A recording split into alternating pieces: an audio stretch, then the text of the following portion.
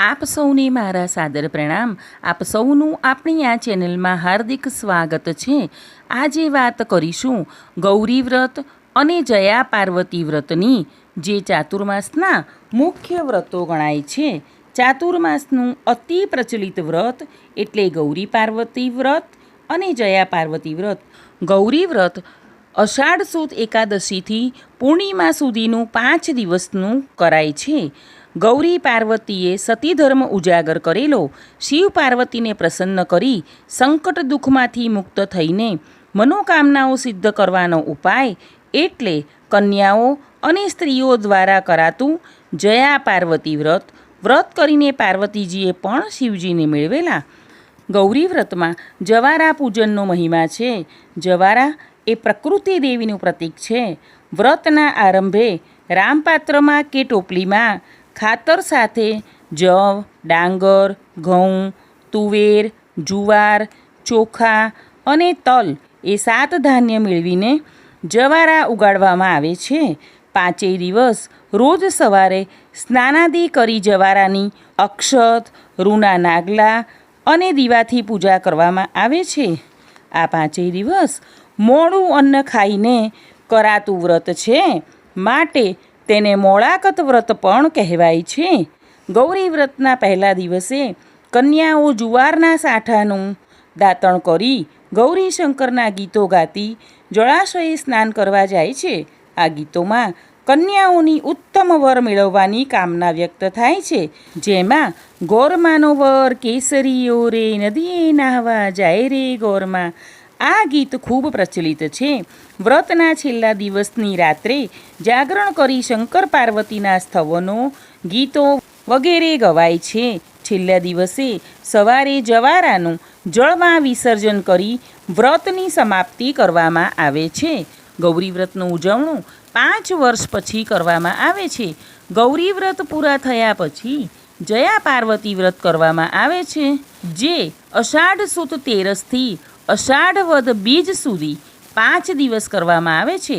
આ વ્રતમાં પણ મીઠા વગરનું મોડું જ ખાવાનું ખવાય છે, અને તે પણ આખા દિવસમાં ફક્ત 1 જ વાર. આ વ્રતમાં કન્યાઓ મહાદેવની પૂજા કરવા 5 દિવસ સુધી રોજ મંદિરમાં જાય છે. વચ્ચે પૂજા માટે કોઈ વિઘ્ન ઊભું થતું હોય તો કાં તો પ્રથમ દિવસે જ 5 દિવસની પૂજા કરે છે, કાં તો છેલ્લે દિવસે 5 દિવસની એક સાથે પૂજા કરવામાં આવે છે. આ વ્રત 5, 7 કે 11 વર્ષ સુધી પણ કરવામાં આવે છે. ત્યારબાદ તેનું ઉજવણું થાય છે. ઘણી જ્ઞાતિઓમાં સાસરે ગયા પછી વ્રતનું ઉજવણું થાય છે. આ વ્રતમાં પણ 5 દિવસ ઉપવાસ કરીને છેલ્લે દિવસે જાગરણ થાય છે.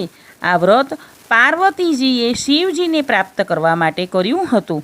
પાર્વતીજીની ઉપાસના નિત્ય જય વિજય કરાવનાર છે. તેથી જ તેમનું નામ છે જયા. જયા પાર્વતી વ્રતની કથા ભવિષ્ય પુરાણમાં મળે છે. કોઈ ગામમાં બ્રાહ્મણ દંપતી રહેતું હતું. પતિનું નામ સત્યજીત અને પત્નીનું નામ સત્યવતી હતું. બંને સર્વે વાતે સુખી હતા, પરંતુ નિસંતાન હોવાનું દુઃખ હતું. નારદજીના કહેવાથી આ દંપતીએ જંગલમાં અપૂજ શિવલિંગની પૂજા આરંભી. એક દિવસ શિવ પૂજાના ફૂલો ચૂંટવા ગયેલો સત્યવ્રત સર્પદંશથી મૃત્યુ પામ્યો. સત્યવતી રુદન કરવા લાગી. દેવી પાર્વતીનું આગમન થયું. પાર્વતીએ જળનો છંટકાવ કર્યો અને સત્યવ્રત જીવતો થયો. સત્યવ્રતે આંખો ખોલી તો સામે ઊભેલા જગદંબાના દર્શન થયા. પતિ પત્નીએ માતાજીને પગે પડીને પોતાની સંતાન પ્રાપ્તિની મનોકામના પૂર્ણ કરવા પ્રાર્થના કરી. માતાજીએ ગૌરી પાર્વતીના વ્રતની વિધિ બતાવીને તે વ્રત કરવા જણાવ્યું. પાર્વતીના આદેશ પ્રમાણે બ્રાહ્મણ દંપતીએ ઘરે જઈ આ વ્રત કર્યું, અને સમય જતાં તેમને કન્યા રત્નની પ્રાપ્તિ થઈ.